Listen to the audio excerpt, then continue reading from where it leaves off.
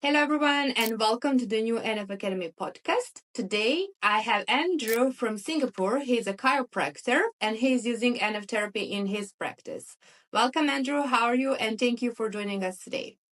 I'm great. Thank you very much. It's been a long day and it's been so long since I've seen you, so it's great seeing you again and happy to be here. If you agree, today's main topic would be systemic inflammation. But Yep. before we dive into that, I would like, because not everyone are familiar with ANF therapy, and you are a chiropractor. What is the difference with applying ANF therapy to your patients and treating their conditions versus treating their conditions without ANF? Okay. So let me give you a little bit of background. Okay. Um, so chiropractic, just to get through it, right? And it's done by hand. It's a form of manual therapy, treating the musculoskeletal system. And we look at any and all injuries related to spine because it's all about protecting that spinal alignment due to poor posture, things like that. So typically, I would see a lot of people come in with neck pain, back pain, shoulder pain, any type of pain, right, related to the spine or bones. And we would work on that. We would take them through the different modalities of heat compress, warm compress, muscle stim, and joint mobilization, things like that, right? But there are a typical subset of people who don't necessarily benefit from that. And, I always wondered why. But, you're taught in school, just treat the body and the body will heal itself. And I always thought that, that was the basic premise of chiropractic in itself. The body can heal itself if it's free of nerve interference, right? So that's what I did coming out of school. And for a majority of people, I got great results. But there was that subset, like I mentioned, that didn't get quite the results that we wanted. And that bothered me. It's just started accumulating over the years. And I don't like not figuring things out, right? So I'm always trying to figure new things out. And I'm attracted to anything and everything that works on the nervous system function in terms of improving overall health, right? So nerve communication is optimal. So I got into ANF with the mindset that I just wanted to see if it could help me with some of that subset of people that I couldn't necessarily help, like patients, let's say with slip disc that I couldn't manually manipulate because of their acute inflammation, right? So they can't really move much. And there's only certain things that I can do to try to improve their condition just by trying to relieve their misalignments, things like that. But it didn't really necessarily address the inflammation aspect. So, you know, long story short, I got into ANF with the idea that it could help, and I tried it. And to be fair, when I first tried it, I was skeptical, right? Because how could something so small and something that looks like a sticker looks cool, but if you put it on your body, how could that actually help you, right? Um, it was amazing when I went to Spain and I saw Dr. Mikel firsthand and Arena. And when I first had the ANF put on me for my own lymphatic issues that I had no concept about. In school we learn about lymphatic system, but it's kind of like a small print. This little small print in the textbook, just saying with anatomy and physiology, things that we learn that we think we're never going to use, right? But I remember hearing about it in school. And so when I had it worked on me and, Mikhail was just really digging into my lymph nodes and whatnot throughout my body, it was quite painful. And I realized, okay, maybe there's something there. So when they applied to this, I was like, okay, wow, this feels interesting, right? Within just being at ANF Academy for that 1 week or so, I think within the third day, I just felt different, right? And I felt like lighter for the most part. And I realized that I actually lost about 2 kg of water retention. So that was amazing. And it was the first time I ever experienced anything like that. I felt so much more energy and I was just hydrating like crazy. I was so thirsty because of it. Right. But I realized there's something happening here. And so when I took that concept and I started applying it to some patients, now bringing ANF back to my practice at that time was a little bit interesting because it's nothing that I ever used on patients before, right? And now I had to decide, Mm-hmm. okay, now I'm going to use this on you, right? This is just something to help enhance your nervous system function. So I started applying it on patients with that excitement that I wanted to see because I experienced it, right? Mm-hmm. There's so many patients that, to be honest, since I started ANF, it has helped open a door into a more holistic aspect of what I do. Before, I was treating a lot of musculoskeletal system. I mean, it was great solving someone's neck pain, back pain. But again, things would keep coming back, right? Their pain would keep Mm-hmm. coming back. And, it bothered me. Like, why does it keep coming back? I give them exercises, do a lot of rehab. It would help, but it wouldn't necessarily hold. But I realized with the ANF therapy that it's all about understanding the hierarchy that Mikkel teaches, right? The lymphatic, the emotional, organs, glands, nerve system, everything, right? But when you kind of put it together, it becomes this whole thing where you can truly see how the body can heal from within. So, yeah. You mentioned something interesting, but now with this knowledge and this perspective, why do you think why pain comes back? Oh, why pain comes back? Because you're only addressing one aspect. When, let's say, I'm doing chiropractic work, it's great, okay? Whenever you release the spine, you're releasing joint imbalances or restrictions. And that in itself releases endorphins, which helps to improve the blood flow for the moment in that soft tissue area where you're adjusting the spine. But it didn't hold very well, right? And you can say that it's because of poor muscle function surrounding the joint that was imbalanced. But if it's poor muscle function, then what supplies the muscle? Well, the nerve, the blood supply, the oxygen, the nutrients that go into that tissue. Well, then now we're talking about systemic issues, right? So Mm-hmm. I started understanding that it was an imbalance in the way that the body was circulating resources, right? That's something that I learned from Mikkel. The nervous system is essentially a resource management system. And when you're deficient in resources, you're going to have less than optimal health. So that just clicked for me. And so ran with it, and I could see such a big difference in my patients. That means that with the NF therapy, you can provide those resources body needs. You do. See, that's the thing. I mean, understanding that these little discs have the capability of providing resources to your nerve system, it's amazing. But one thing that I didn't understand was, how people responded to the ANF. There was such a variable effect. Some patients, bam, right then there, you can see such a huge change. But some with more chronic conditions, meaning that their body has been, um, let's say, resource deficient for so many years, right? That's why they have these chronic conditions. They took longer to have more sustainable effects because their bodies have been broken down. From your own experience, what is the main cause of systemic inflammation? Is it poor lifestyle or there's something else on the top of it? Well, I think it's more of a combination of many factors. I mean, poor lifestyle is definitely one of it. You can also attribute it to emotional stress, right, from childhood, bring up, right? We all have our own stresses and traumas. So how I see it is just an accumulation of life experience, and everyone has that. We all have our ups and downs, but it's how our body tolerates it over a period of time. And if that tolerance is kind of constantly accumulating over years, then it will over time just overwhelm you, right? So that creates that inflammation in your body where the body doesn't know how to support it. It just almost like it normalizes that stress. But in doing so, it creates that inflammation. When we scroll through social media, there's plenty of videos where people say stress will make you sick. Mm. Like you have to learn how to cope with it. But can we break it down and actually, because no one explains from neurological perspective what is actually happening in the body when we experience, let's say, emotional trauma or Yeah. stress in general. What's happening in us, within us? Well, stress in itself, in and of itself, isn't always a negative thing. We all need stress in order to survive. Without stress, we wouldn't thrive, right? We wouldn't have the capability to keep our heart pumping, to keep our bodies alert. Being in fight or flight, that adrenaline state is actually part of life, right? But if it's a prolonged exposure to it, then it can actually poison the body. As Dr. McKell mentions, prolonged exposures to stress can create chronic release of cortisol per se, right? Cortisol, which is a stress hormone, and prolonged exposure to that, where you're constantly switched on and never switching back, to where you have a more relaxed state, it can poison your body, and that in itself can create a negative feedback loop to where your body starts to break down from within. And that's where you can talk about muscle breakdown too, because he talks about how it takes about 10 years for muscle to break down before you even register it as pain, right? So that means you don't have to experience an injury. Not in necessarily. order to. Mhm.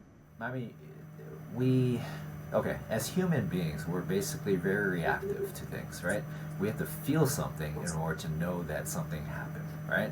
But you could have a emotional pain. You could have something that's not physical that can affect you. But what do? We internalize it, right?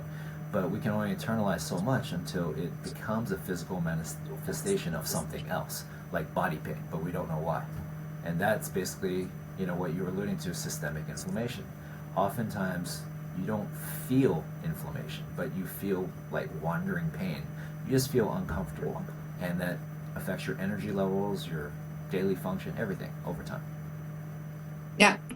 Were you able, as a chiropractor, to address patients or clients' lymphatic system through certain um, exercises before? Or how would you advise them to heal their lymphatic system without ANF therapy? And what do you do now with devices? Okay. So before ANF, again, lymphatic system was something kind of in the nether small print region of my mind, right? Because it was all about musculoskeletal imbalances or misalignments, or in chiropractic, we call it subluxation, right?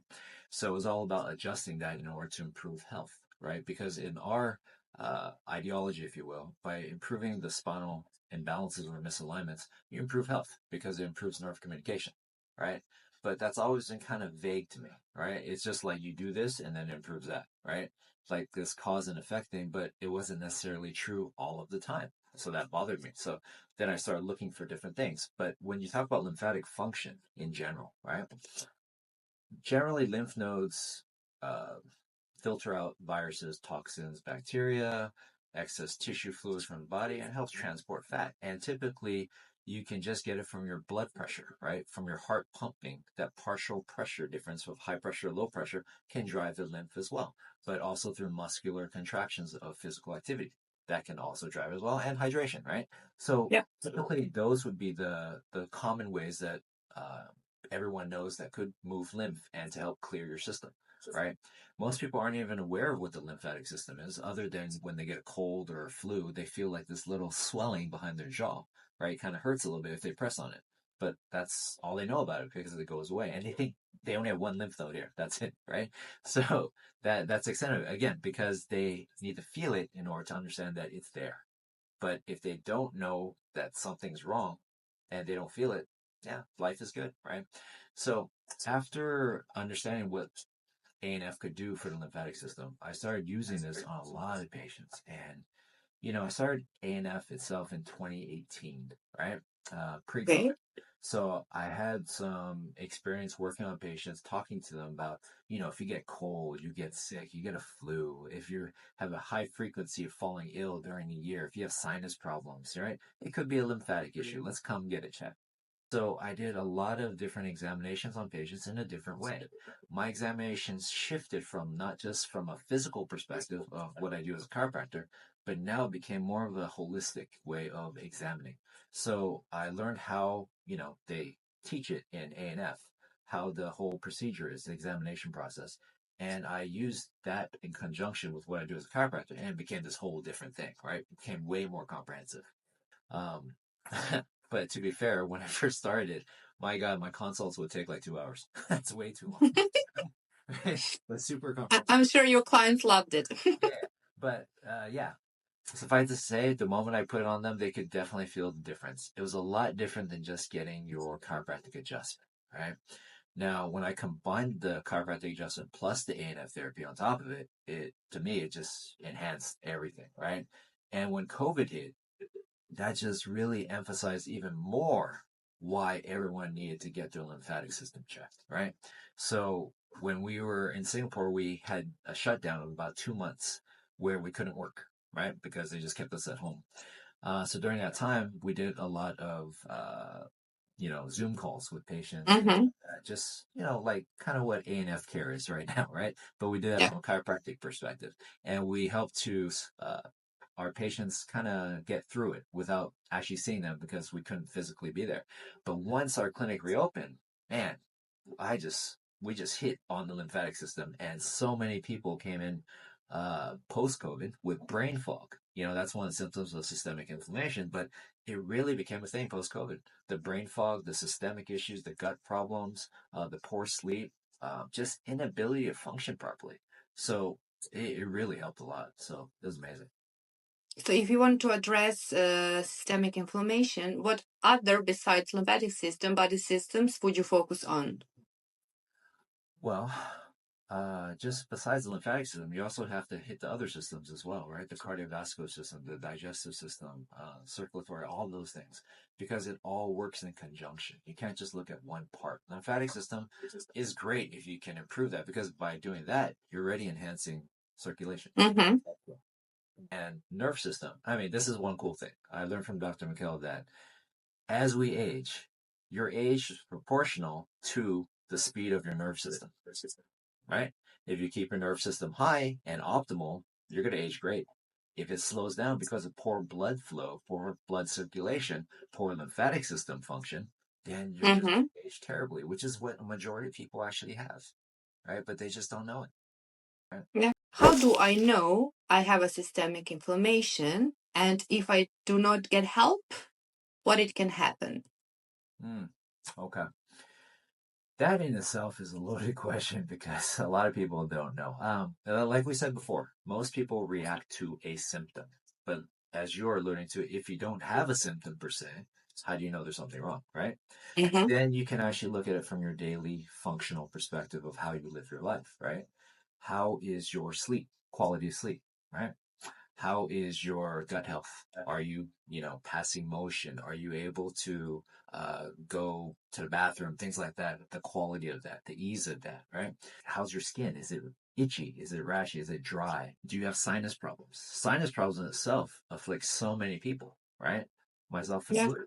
So that's the lymphatic issue as well. That being said, if you have all those little dysfunctions, then that could possibly mean that you should get checked. And number one thing is your energy level. If your energy is low, that is a hallmark sign that your body's not repairing well at night. And that's where it goes in line with the quality of your sleep.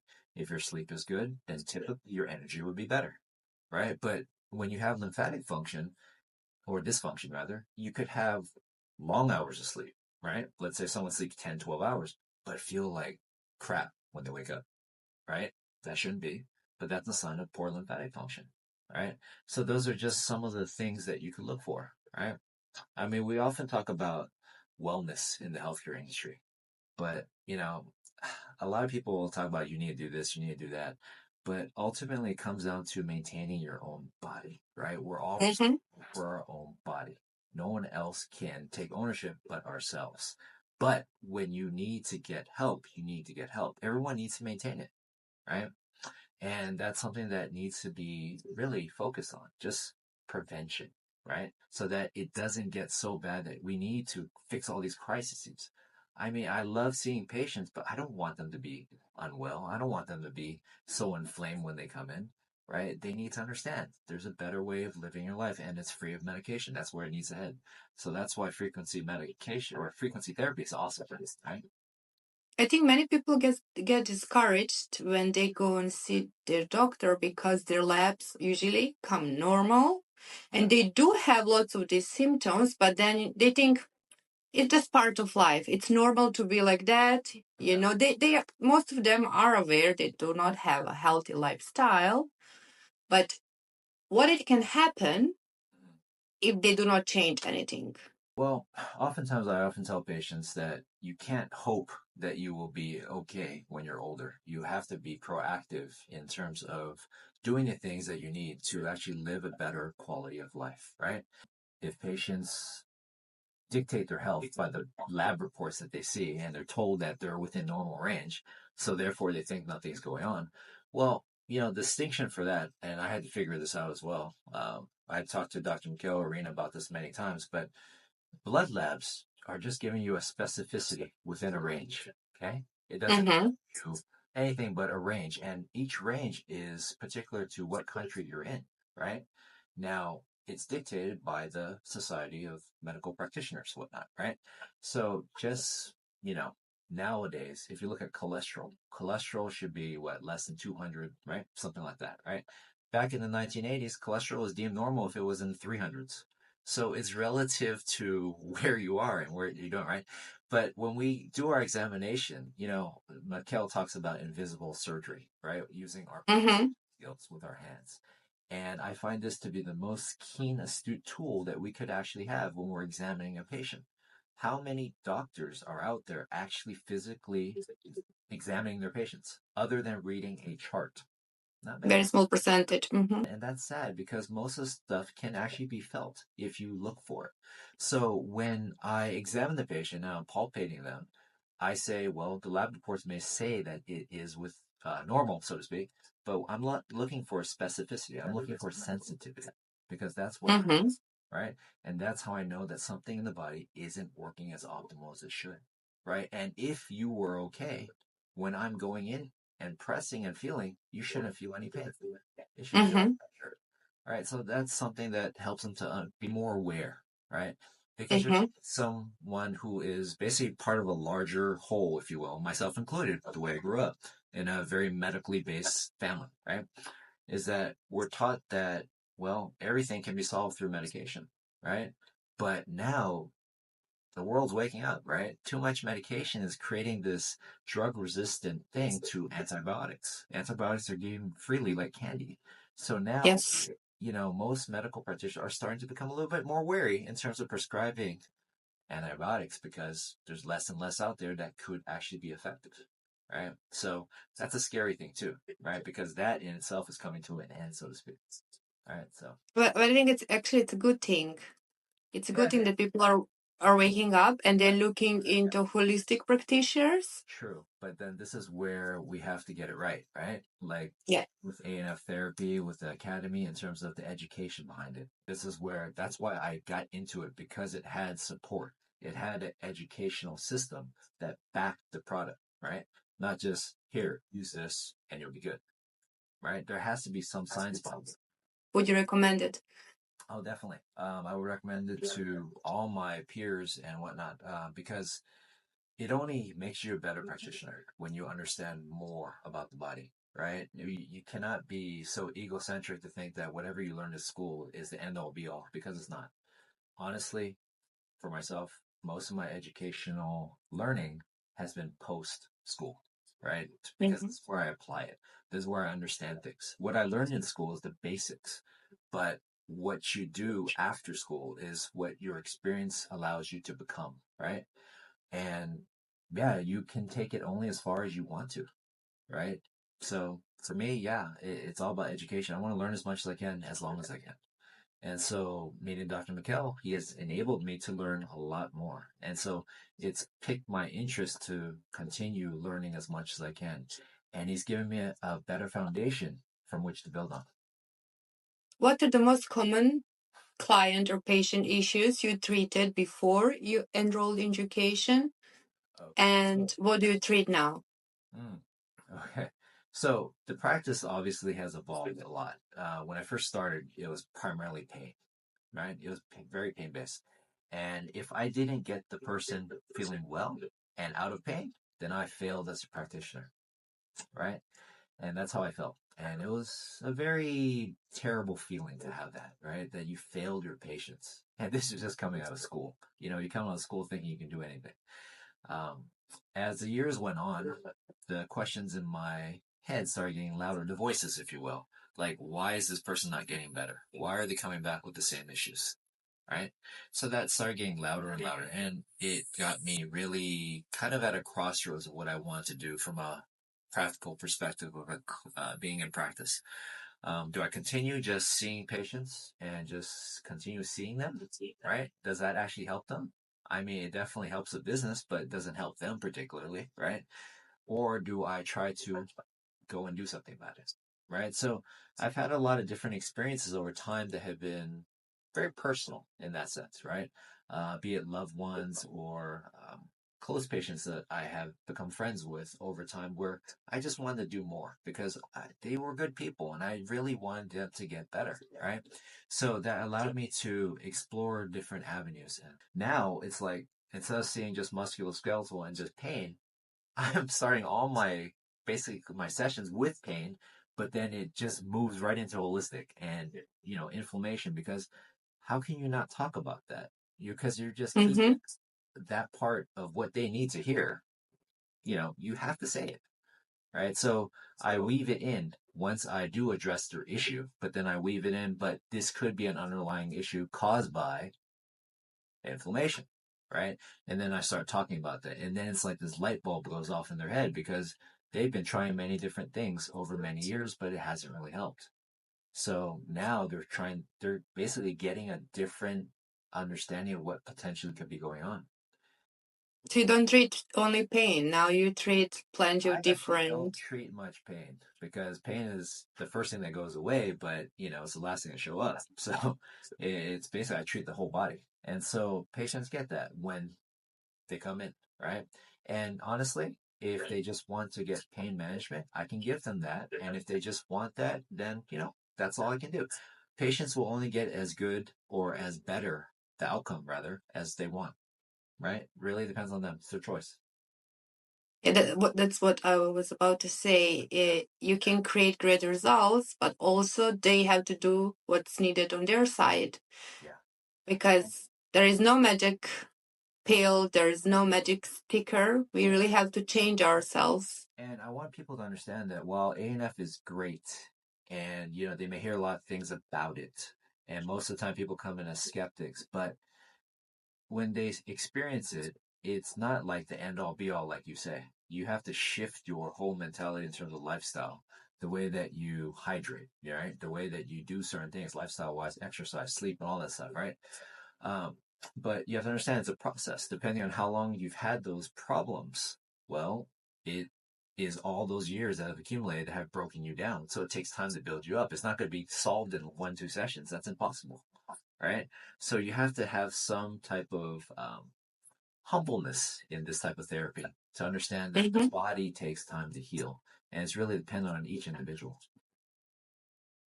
That all gives hope because before we started this podcast, I went and did a little bit of research, and usually the answer is, can systemic or chronic inflammation go away?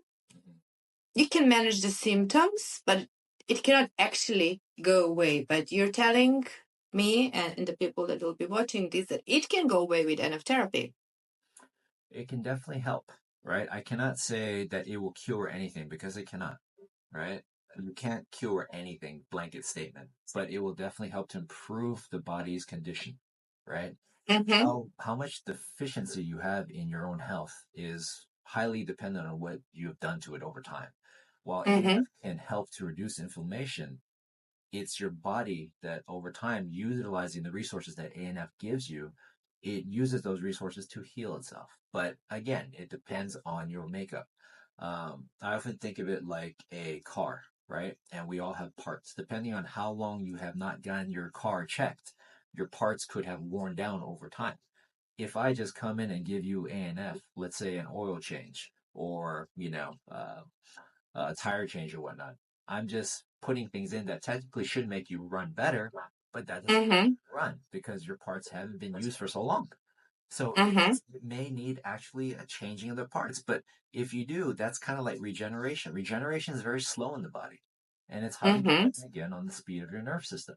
If your nerve system isn't very fast, well, that oscillation is not going to be very healthy in your body. And so your body will function at a slower rate in terms of its own healing capacity. Because in order to heal the body, it takes a lot of resources. And if your body is so low in resources, it's going to stress it out. And that in itself takes time before your body normalizes. Because one of the great things about ANF therapy that I love is that my patients get this is that, while they feel the benefits of ANF while they're wearing the disc, when there's longer time in between visits and their bodies can actually hold, right, without it breaking down like it used to, right? Then they start to understand, wow, you were right. The body can actually copy the frequency if it has less inflammation. Mm-hmm. So then they are actually healing from within, and that's a healing process.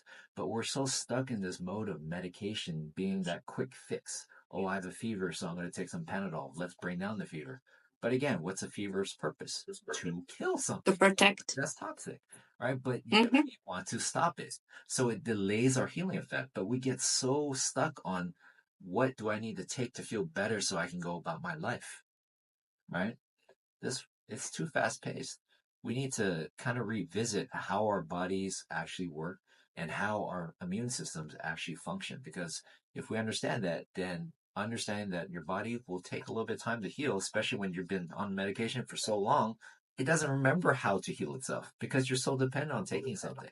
So when you It's a withdraw, combination of a time, yeah, proper resources, and doing what should be done from our side. exactly. Changing the lifestyle, learning how to cope with life in general. But how many people have the patience for that when they have so many That's other things true. going on, right? So that's a priority for Yes. them. So that's why it depends on where they are at that point in their life, right? So this is where, if we go by the education system, what Dr. McKell talks about, antioxidant production drops around the age of 20, right? And then by the age of mid 40s, that's when oxidative stress goes up, antioxidants go down, and that's where most people start to take medication in their late 40s Mm-hmm. because I'm really glad you mentioned antioxidants and oxidative stress right now, because also what we can see on social media and what other practitioners talk about a lot is that you just have to take the right fruit, you just have to take the right vegetables. Like, is that enough? Because yes, some fruits and vegetables are quite rich in antioxidants, but is it enough to fight the free radicals? well, food can heal, right? That has been understood since the time of Hippocrates, Socrates, and whatnot. They talk about food as a source of medicine, right? And it's free, it's there, right? But in this day and age, with all the pesticides and everything, the quality of food has definitely decreased, right? Yeah. So that being said, it also depends on your body's ability to absorb the said Mm-hmm. nutrients, right?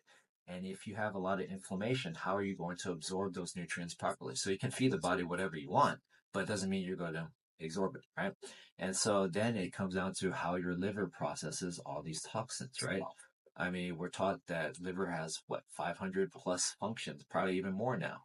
But if it is dysfunctional in any capacity, then you're going to have a lowered state of health because you're going to have a life or health system that is overcompensated, right? And that in Mm-hmm. itself will create more problems. So food is great, but you need to heal the body, reduce the inflammation in order to take all those nutrients in, to absorb it properly, to allow it to function better, right? Because that's where the energy needs are. Once you reduce inflammation, my God, the body becomes so hungry because it needs proper fuel. And that's where the energy comes into sustain and it become you're feeding that cycle again, right? So that cycle will become more positive when you reduce inflammation. So it all starts from inflammation. When we have a systemic inflammation in our body, are we more prone to injuries, for Yes, definitely. example? Definitely, because you don't have the resources to heal. I mean, whenever you exercise, you're literally like, let's say you're in the gym, you're constantly tearing tissue and you need to repair after the gym workout. But that quality repair comes down to how your body systems are functioning. When you have a lot of inflammation, stress, you're basically creating more swelling, which will take longer time to clear in your system, and that will lead to lesser tissue regeneration, if you will, or the hypertrophy of the muscle, things like that, because it feeds back negatively, and that creates more problems, right? So it just makes your muscle system weaker. Okay. Thank you. Yeah, Thank you, Dr. Andrew. yeah. Guys, if you could relate to anything that we spoke about in this podcast and you're ready to receive some real help and you're in Singapore, you can visit Dr. Andrew. We'll leave the link underneath this video. If you're on the other side of the world, you can also visit any of our other NF therapists. We also leave that link underneath. But for those that cannot visit any of the therapists, can you just give for the end some kind of recommendation how they can fight systemic inflammation themselves? What would be like the 5 main things that they can start doing today to start feeling better? Okay. Drink more water. Definitely exercise because movement is life. In order to have a higher quality of health, you need to improve your blood circulation. Blood circulation improves your nerve system. And that nerve speed, the oscillation, the higher it is, the better you will age. Getting better sleep. taking less processed foods, cutting sugar out, all those things. And most importantly, you got to stay positive because all those things that impact your health create a negative frequency, and that creates negative health. So there you go. Thank you.